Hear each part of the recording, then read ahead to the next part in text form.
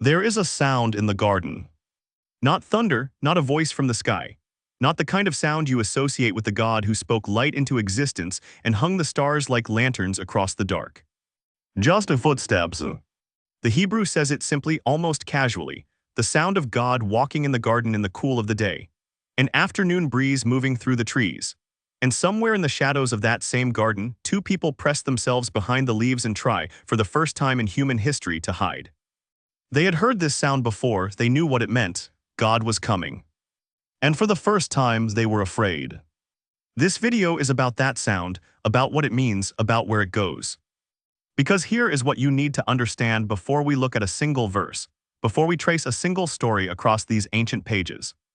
This is not a theology lecture. This is not a history lesson. This is not a list of miracles arranged by century. This is a record, a careful, astonishing record, of every time the God who made the universe got up from wherever God is when he is not here and came down. 7 times, across thousands of years of human history. 7 documented moments when the distance between heaven and earth collapsed, not because humanity found a way up, but because God chose a way down. And here is the thing that will stay with you long after this video ends. Each descent is closer than the one before it. Each one costs more. Each one is more irreversible. As if God is not just visiting but moving, as if every descent is one step further in a journey that only ends one way. We are going to walk through all 7. Eden, Babel, a tent in the heat of the afternoon near a place called Mamre, a burning bush in the desert, a mountain wrapped in fire and smoke, a stable in Bethlehem, and an upper room in Jerusalem 50 days after a resurrection. 7 descents, one direction, always down, always toward us. But before we begin, I want to tell you about a word. There is a word in the Hebrew Bible that appears at every one of these moments. A single verb, ancient, specific, used the first time in a garden, used the last time in an upper room, used at every significant turning point in between. The same word written by different hands across centuries of history. We will get to that word, we will see what it means and why it matters. But not yet. First, the garden. Genesis chapter 3, verse 8. And they heard the sound of the Lord God walking in the garden in the cool of the day. Read that sentence slowly, read it again. The God who spoke the cosmos into existence, who said let there be light and there was light, who separated the waters from the waters and called the dry ground earth, that God is taking an afternoon walk. Not dispatching an angel, not sending a message, not appearing in fire or cloud or thunder. Walking. The word the text uses for cool of the day is the Hebrew ruach, the same word used for wind, for breath, for spirit. The cool of the day is literally the breath of the day. The moment when the heat releases and the air moves gently through the leaves and everything in the garden goes quiet and soft. This was the time God came. Not the dramatic hour, not midnight, the gentle hour, the breath of the day. As if God had been doing this for as long as the garden had existed, arriving in the cool of the afternoon the way a father arrives home from work, the way a presence you love makes itself known by the particular sound of its footsteps on the path. Adam and Eve knew that sound. That is the terrible and beautiful thing. They had heard it before. This was not a new visit. This was the regular visit, the one they had always welcomed, the one they had always walked toward. But not today. Today they are crouching behind fig trees, wearing clothes they made themselves from leaves, because something has broken, something deep and interior and irreversible. And for the first time in their lives, the sound they used to run toward is the sound they are now running from. And God calls into the garden, and this is the question that echoes across every page of the Bible that follows, the question that every subsequent descent is trying to answer. Where are you? Not because God does not know, God always knows, but because the question is not geographic, it is relational. Where are you with me? What has happened to us? Why are you hiding? Adam answers from the shadows, I heard you in the garden and I was afraid. Afraid of God for the first time. Here's what most people miss about this moment. It ends in exile, yes. The garden closes. The cherubim take their post at the gate with a flaming sword. That is real and it is devastating. But before the exile, before the judgment, God does something that the text records quietly, almost in passing. He makes clothes for them.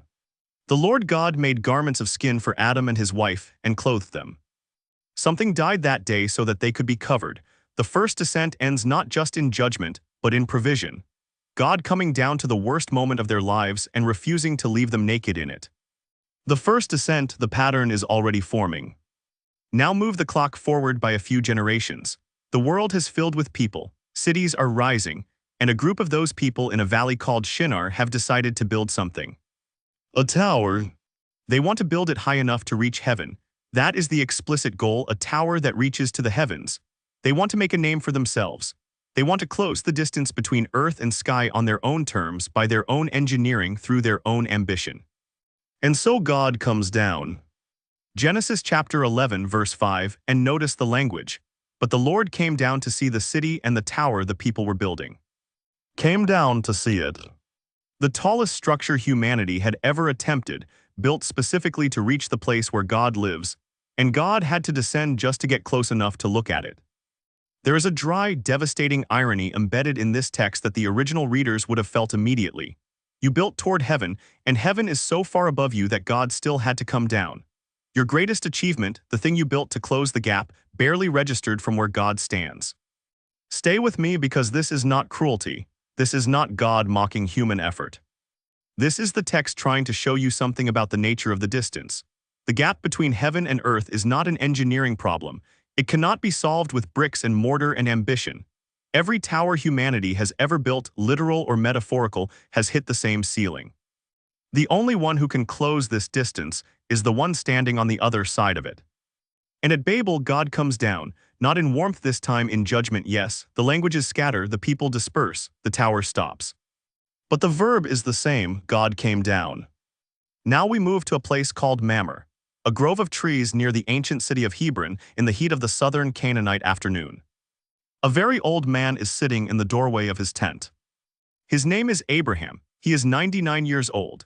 He has been following a voice he first heard decades ago in a city called a voice that told him to leave everything, go somewhere he had never been, and trust that a son would come from his elderly body and his elderly wife, and that from that son would come a nation, and from that nation would come something that would bless the entire world. He has been waiting a long time for that son. He is sitting in the door of his tent in the heat of the day, and he looks up, and 3 men are standing there. He does not walk toward them, he runs. The text says he ran. 99 years old, and he runs from the tent door to meet these strangers, and he bows low to the ground, and he says, "My Lord, if I have found favor in your eyes, do not pass your servant by." He does not yet know who he is talking to, but something in him already knows. He calls Sarah, he asks her to make bread quickly. He runs to the herd and selects a choice calf and gives it to a servant to prepare. He brings curds and milk and the meat that has been prepared, and he sets it before them, and he stands nearby under the trees while they eat. God is eating lunch. That is what is happening in Genesis chapter 18. The God of the universe, who needs nothing, who created food itself, is sitting in the shade of Abraham's trees, eating bread that Sarah made, and Abraham is standing nearby like a careful host, making sure the cups stay full. And this is where it gets remarkable. Because after the meal, one of the 3 men, the one who is not an angel, the one the text identifies as the Lord, begins to speak. And what he says first is a promise. Sarah will have a son. Within the year, the thing Abraham has been waiting for across decades of silence is about to arrive. Sarah laughs from inside the tent. She is listening, she laughs. And the voice says, "Why did Sarah laugh?" And Sarah, afraid, says, "I did not laugh." And the voice says, "Yes, you did." God is gentle here, not angry, not thundering, just present, knowing, certain, the way someone who loves you is certain about you even when you are not certain about yourself. But then the conversation shifts. The men stand to leave, heading toward the city of Sodom. And the Lord pauses, almost as if deliberating, and says something extraordinary. "Shall I hide from Abraham what I am about to do?" He decides not to hide it. He tells Abraham that Sodom is going to be destroyed. And Abraham, this old man, this wandering nomad, this recipient of an impossible promise, Abraham begins to negotiate with God. Not frantically, not irreverently, carefully, humbly, persistently. What if there are 50 righteous people in the city? Will you destroy it then? The Lord says, no, 50 righteous and the city stands. What about 45s? No, 45 and it stands. 40s, 30, 20. Each time God concedes, each time the number comes down. What about 10s? For the sake of 10, I will not destroy it. And the Lord leaves. There were not 10, the city falls, but that is not the point of this scene. The point is what just happened at that table under the trees. A man negotiated with God over lunch. God showed up in human form, ate human food, sat in human shade, and then before leaving stopped and said, "I am not going to hide this from my friend." My friend. The descent at Mamre is the most intimate divine visit recorded before Bethlehem. No fire, no cloud, no earthquake, just three figures in the heat of the afternoon and an old man who ran toward them before he even knew what he was running toward. 3 descents so far. A garden in the cool of the afternoon. A tower built toward heaven that God had to come down to see. An old man's tent in the heat of the day where God ate bread and called a nomad his friend. And in every single one of these moments, notice the direction. Not humanity climbing, not a ladder built high enough, not a ritual performed correctly, a prayer eloquent enough, a life clean enough to earn the visit. God coming downs. That is the pattern, that is what this entire video is building toward, and we are only halfway through. If this is the kind of content that makes you read your Bible differently, that makes these ancient stories feel less like Sunday school pictures and more like the most astonishing thing you have ever heard, then subscribe. There is more where this comes from every single week. And leave a comment before you go anywhere. Tell me which of these 3 descents surprised you most. The garden, the tower, the lunch under the trees. I read every comment. I want to know where you are in this. We have 4 more descents to go, and I promise you they get closer, they get costlier, they get more remarkable with every single one. Stay with us. Exodus chapter 3. The man standing in front of the burning bush is not who you might expect. He is not young, he is not ambitious. He is not someone who has spent the last 40 years preparing for a divine encounter, sharpening his theology, waiting in a posture of readiness. He is a shepherd, a fugitive shepherd, specifically a man who fled Egypt 4 decades ago after killing an Egyptian guard and burying the body in sand, a man who married into a Midianite family and has been tending his father-in-law's flocks ever since. He is 80 years old. Whatever fire he once had, the fire of an Egyptian prince, educated in Pharaoh's court, raised in privilege and power, that fire has been out for 40 years. His name is Moses. And he is leading the flock to the far side of the wilderness, the back of beyond, the text says when he sees it. A bush on fire. Not unusual in the desert. Dry scrub catches in the heat, but this bush is burning and not burning up. The fire is in it but not consuming it. Moses turns aside to look the way you turn aside when something catches your eye and your mind says, wait, that is not right, that should not be possible. And the moment he turns, the voice comes. Moses, Moses. And Moses says, here I am. And the voice says, do not come any closer. Take off your sandals, for the place where you are standing is holy ground. Holy ground in the middle of nowhere, on the backside of the wilderness at a bush that should have burned to ash by now. And then God says something, and pay attention to the word he uses, because this is the first time we hear it spoken out loud. I have come down to rescue them. Come down, the same motion, the same direction, Eden to Babel to Mamre, and now a burning desert bush, and God saying explicitly what has always been implicit, I have seen their suffering, I have heard their cry, I know their pain, and so I have come down. The Hebrew word God uses here is YARAD. That is the word I told you about at the beginning of this video. That is the word the Bible uses every time this happens. YARAD, to descend, to come down, to move from a higher place to a lower one. It appears in the garden, it appears at Babel, it appears here at the burning bush, and it will appear again. YARAD, a verb of motion, a verb of direction, a verb that tells you without ambiguity that the God of the universe is not waiting for you to arrive. He is already on his way. Moses does not feel ready for this, of course he does not. Who am I, he says, that I should go to Pharaoh? Who am I that I should bring the Israelites out of Egypt? And God does not answer the question Moses asked. He does not give Moses a resume review or a list of qualifications. He says simply, I will be with you. Not you are capable, not you have what it takes, not you are the right man for the job. I will be with you. The descent at the burning bush is intimate, one man, one voice, sandals off, face hidden, holy ground in the middle of nowhere. But what comes next is something else entirely. 6 weeks later, roughly, the entire nation of Israel is standing at the foot of a mountain. 2 million people, by some estimates. The descendants of Abraham, the people whose suffering God said he had heard at the burning bush, they have crossed the Red Sea, they have watched Pharaoh's army disappear beneath the water, they have been fed bread from heaven in the desert morning by morning. And now they are here at Sinai. And God says, I am coming down. Not to a bush, not to one man with his sandals off, to the mountain in front of everyone. Exodus chapter 19, verse 11. Be ready by the 3rd day, because on that day the Lord will come down on Mount Sinai in the sight of all the people. The sight of all the people, the most public divine descent in human history. And when it happens, the text records it with the kind of language that makes you put the book down and sit quietly for a moment. On the morning of the third day there was thunder and lightning, with a thick cloud over the mountain and a very loud trumpet blast. Everyone in the camp trembled. Mount Sinai was covered in smoke because the Lord descended on it in fire. The smoke billowed up like smoke from a furnace. The whole mountain trembled violently. The trumpet blast grew louder and louder. And the people who had been told they were going to see God come down, backed away. They said to Moses, "You speak to us and we will listen, but do not have God speak to us or we will die." Here's the part nobody tells you about this moment. The people are not being faithless, they are being honest. There is something in the human soul that recognizes when it stands in the actual presence of holiness that it is not equipped for this. The fire and the smoke and the trembling mountain are not theatrical, they are accurate. They are what it looks like when the full weight of divine presence descends into a physical space. Moses alone goes up into the cloud. The closer God comes, the more it costs to stand near him. That is the weight of Sinai. The holiness is not diminishing. If anything, it is intensifying. And yet God keeps coming. A generation passes. The wilderness wandering ends. The people enter the land. And then centuries of judges, of kings, of prophets warning and the people ignoring, and finally a king named Solomon builds what his father David dreamed of. A temple, not a tent, not a portable sanctuary moving through the wilderness. A permanent building of cedar and gold and carved cherubim, built on the thrashing floor of Araunah on a hill in Jerusalem, designed to be the dwelling place of God among his people.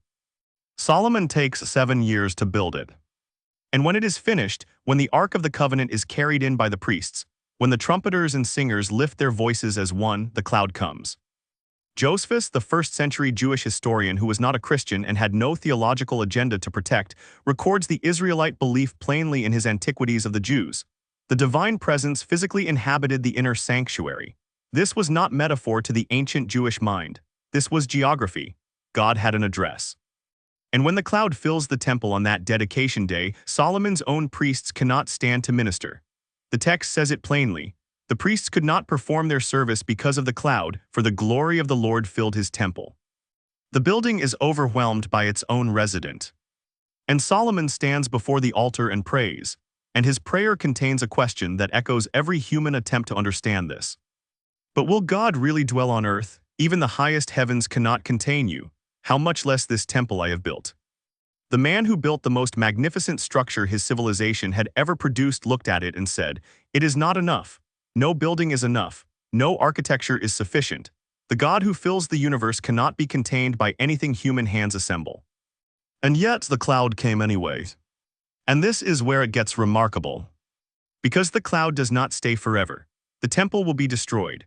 The Babylonians will come and the walls will fall and the ark will disappear from history, and the prophet Ezekiel, watching in a vision that costs him everything to see, will record the most devastating moment in the entire Old Testament. The glory of the Lord, the cloud, the presence, the Shekinah rising from the temple, moving to the threshold, pausing, then lifting from the city altogether. The descent is reversed. For the first time since Eden, the presence leaves. And for 600 years, silence. No burning bush. No cloud on the mountain, no voice from the inner sanctuary.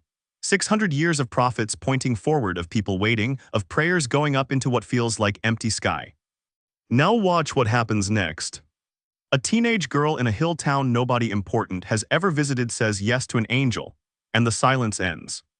And before we get to Bethlehem, before we get to the descent that changes everything, I want to ask you something. 600 years of silence, 600 years of waiting. Have you ever been in a season that felt like that? Not dramatic suffering, just silence. The sense that heaven is closed, that the distance is back, that the presence you once felt has lifted and you are not sure why. Tell me in the comments, tell me where you are. Because what comes next, what comes after 600 years of silence, is the answer. Subscribe if you have not and stay with me. 600 years is a long time to wait. Put it in perspective. 600 years ago from where you are sitting right now, Columbus had not yet crossed the Atlantic. The printing press did not exist. Shakespeare had not been born. The world you live in, the cities, the nations, the languages, the borders, none of it existed yet. 600 years is not an abstraction. It is an enormous, aching, generational silence. And into that silence, a girl. Her name is Mary. She lives in Nazareth, a hill town in the region of Galilee that was so unremarkable, so thoroughly off the map of important things, that when one of Jesus' future disciples first hears that the Messiah comes from there, his response is, "Nazareth? Can anything good come from Nazareth?" That is where God chooses to end the silence. Not Jerusalem, not Rome, not Alexandria or Athens or any city whose name meant something to the powerful people of that world. A hill town, a teenage girl, a one-room house, the cool of a Palestinian afternoon. We do not know exactly how old Mary is. Ancient betrothal customs suggest she is somewhere between 12 and 16 years of age. She is engaged to a carpenter named Joseph, which means her future is mapped, modest, local, predictable. She will marry, she will keep a house, she will raise children, she will grow old in the town where she was born. And then the room fills with light. The angel Gabriel, the same messenger who appeared to Daniel 6 centuries earlier, pointing forward to this exact moment, stands before her. And the text says something small and devastating. Mary was greatly troubled at his words and wondered what kind of greeting this might be. Not troubled at the angel, troubled at the words. She looks at Gabriel and her mind does not freeze, it moves. It wonders, what kind of greeting is this? That single detail tells you everything about who Mary is. Gabriel speaks, "Do not be afraid, Mary. You have found favor with God. You will conceive and give birth to a son, and you are to call him Jesus." And Mary, not with fear, not with immediate surrender, but with the careful precision of a mind that is working, asks one question. How will this be since I am a virgin? Not why me, not I am not worthy, not are you sure you have the right address. How will this be? It is the question of someone who wants to understand the mechanism of the miracle before she agrees to carry it. And Gabriel answers her, "The Holy Spirit will come upon you, the power of the Most High will overshadow you," and then he tells her about her elderly cousin Elizabeth, already 6 months pregnant with her own impossible child. For nothing, Gabriel says, is impossible with God. And Mary is quiet for a moment. And then she says 6 words that have been spoken in churches, in cathedrals, in small rooms and enormous ones for 2,000 years. "Be it unto me according to thy word." 6 words, that is all it took. And the most irreversible descent in human history begins. Now here is the word I promised you. At the burning bush, God said, "I have come down." YARAD, the Hebrew verb that means to descend, to move from a higher place to a lower one, to cross the distance by choice. The Gospel of John opens not with a manger, not with shepherds, not with a star in the east. It opens with a declaration. In the beginning was the Word, and the Word was with God, and the Word was God. And then, 14 verses later, John says the thing that would have stopped every Jewish reader cold. The Word became flesh and made his dwelling among us. Made his dwelling. That phrase in the original Greek is the verb skenu, to tabernacle, to pitch a tent, to take up residence in a portable sanctuary among a wandering people. John is not being poetic, he is being precise. He is saying what happened in the wilderness, the cloud descending on the tabernacle, the glory filling the tent, Moses unable to enter because the presence was too heavy, that is happening again. Right now, not in a tent of goat hair and acacia wood, in a body, in skin and bone and breath and blood. YARAD in Hebrew, skenu in Greek, the same act, the same direction, the same God, crossing the same distance, but this time with no reverse. Because every previous descent had an exit. God walked in the garden and then the garden closed. God descended on Sinai and then the fire lifted. God filled the temple and then the glory departed. Every descent before Bethlehem was a visit. Bethlehem is not a visit. At Bethlehem, the Word does not descend into a place. He descends into a nature. He takes on what we are permanently, irrevocably, forever. The immortal becomes mortal. The omniscient learns language one word at a time. The one who flung the galaxies into place is now learning to walk on a floor in a house in a hill town nobody important has ever visited. And where is he born?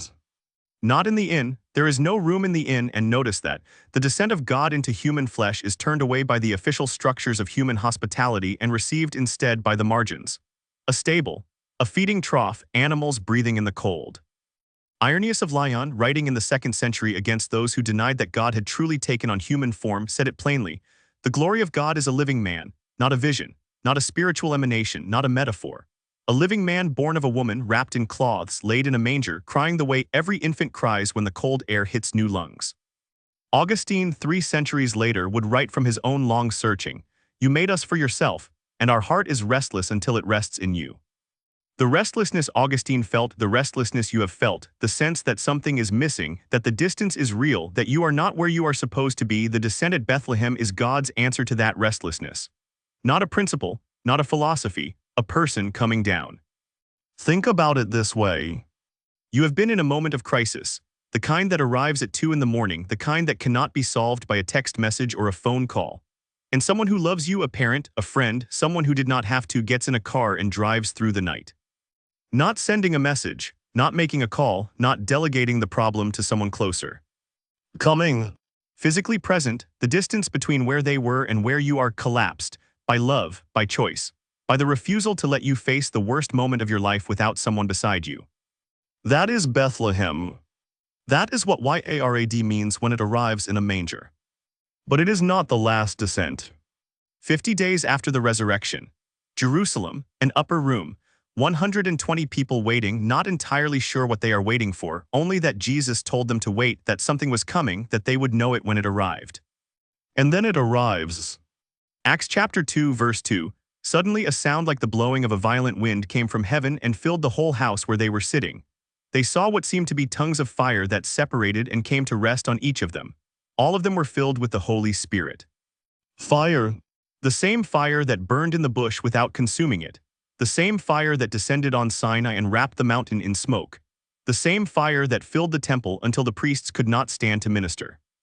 The same fire, but now it does not land on a bush. It does not land on a mountain. It does not land on a building.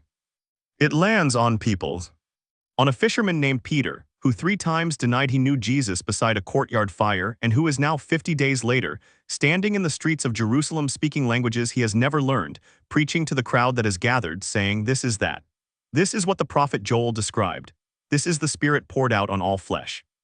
Pay attention to this. Every previous descent had an address. The garden had coordinates. The mountain had a name. The temple had a location. You could walk to it, stand outside it, know exactly where the presence resided. The descent at Pentecost has no address. Or rather, it has every address. It goes where the people go. It crosses borders that temples cannot cross, speaks languages that buildings cannot speak, arrives in places that no pilgrimage route has ever mapped. The Dead Sea Scrolls, the writings of a first-century Jewish community at Qumran who were not Christians and did not accept Jesus, reveal something extraordinary. They were waiting for a future temple in which God would descend permanently and dwell with his people forever. They expected stone. They expected architecture. They expected a building so magnificent that the presence would finally stay. They were right that the presence would finally stay. They were wrong about the buildings. The body of the believer becomes the dwelling place. The skenu, the tabernacling, is no longer in a tent or a temple. It is in the chest of every person who has ever turned toward God and said, "Yes, come in, whatever that costs, yes." Like Mary said yes. Like Abraham ran toward the strangers before he knew who they were. Like Moses turned aside to look at a bush that should have burned to ash. The descent at Pentecost is the most intimate descent of all, more intimate than the garden, more intimate than the mountain, more intimate than the manger. Because God is not walking nearby. God is not descending on a location you can visit on pilgrimage. God is inside.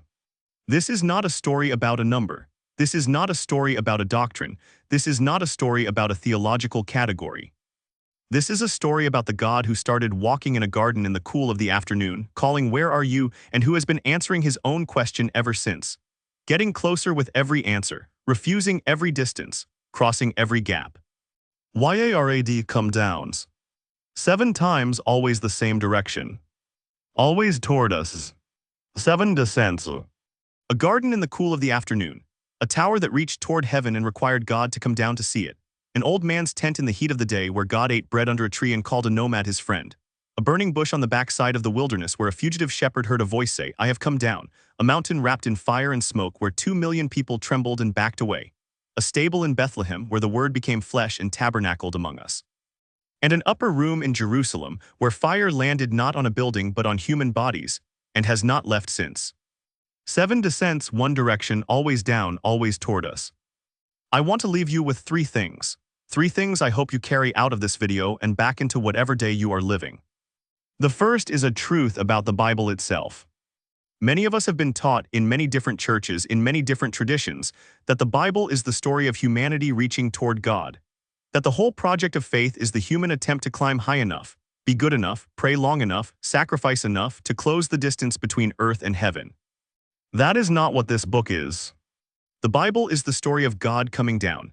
Every significant moment in this ancient record, from the garden to the cross to the empty tomb to the upper room at Pentecost, is a moment of divine descent, not human ascent. God is not at the top of a ladder waiting for you to climb. God is the one who keeps getting off the ladder and walking toward you. The direction has always been down. That matters because it means the distance between you and God is not primarily your problem to solve. It never has been. The one who can close it is already closing it, has been closing it since the afternoon he walked through a garden calling the name of the people who were hiding from him. The second is something more personal. You have been in seasons of silence. Most people watching this have. Seasons where heaven feels sealed, where prayer feels like speaking into an empty room, where the 600-year silence between the last prophet and the angel in Nazareth feels less like ancient history and more like your Tuesday. I want you to hear this. The silence between descents is not absence. It is not rejection. It is not God having moved on or given up or decided you are too complicated to bother with. Every silence in this story was followed by a descent more intimate than the one before it. 600 years of quiet, and then Gabriel in a girl's room in Nazareth. The priests unable to enter the temple, and then God himself unable to be contained by any building, living instead in the bodies of ordinary people who said yes. The silence you are in right now is not the end of the story. It is the space before the next descent. He is already on his way. The third thing, and this is the one I want you to sit with longest, is about permanence. Every descent before Pentecost had a departure. The garden closed, the fire on Sinai lifted, the glory left the temple. Even the incarnation, even Bethlehem, even the life and death and resurrection of Jesus ended with an ascension. Jesus went up. But he sent the Spirit down. And the Spirit, unlike every previous descent, does not leave. This is what Irenaeus was defending in the 2nd century. This is what Augustine was reaching toward when he wrote about the restless heart. This is what the community at Qumran was waiting for when they dreamed of a temple where God would dwell permanently. The final descent is not temporary. It is not a visit. It does not lift when the cloud dissipates or depart when the building falls or retreat when the silence comes. The Spirit that descended at Pentecost is the Spirit that lives right now, today, in this moment, in the body of every person who has ever turned toward God and said the same 6 words Mary said. Be it unto me according to thy word. That is all it takes. That is all it has ever taken, not the right theology, not the right building, not the right amount of goodness or preparation or readiness. Just yes, come in whatever that costs. 6 words. The same 6 words that began the most irreversible descent in human history. Which of the 7 descents hit you the hardest today? Was it the garden, God walking in the cool of the afternoon calling, "Where are you?" Was it Mamre, God eating lunch under a tree with an old man who ran towards strangers before he knew who they were? Was it Bethlehem, the Word becoming flesh, the immortal becoming mortal, the one who made the stars learning to walk on a floor in a hill town nobody important had ever visited? Tell me in the comments. I read every single one. The Bible ends, the very last book, the last chapters of Revelation, with one final descent. Not the Spirit coming into a room, not God visiting a garden or a mountain or a manger. The holy city coming down out of heaven from God, a new heaven and a new earth, and a voice from the throne saying, "Look, God's dwelling place is now among the people, and he will dwell with them." Skenu one last time. The tabernacling, permanent, complete, irreversible, not in a tent, not in a temple, not in a manger, not in the chest of a single believer. Everywhere with everyone forever. He came down, he keeps coming down. And one day, according to the last pages of this ancient book, he will come down one final time. And that times he will not leave.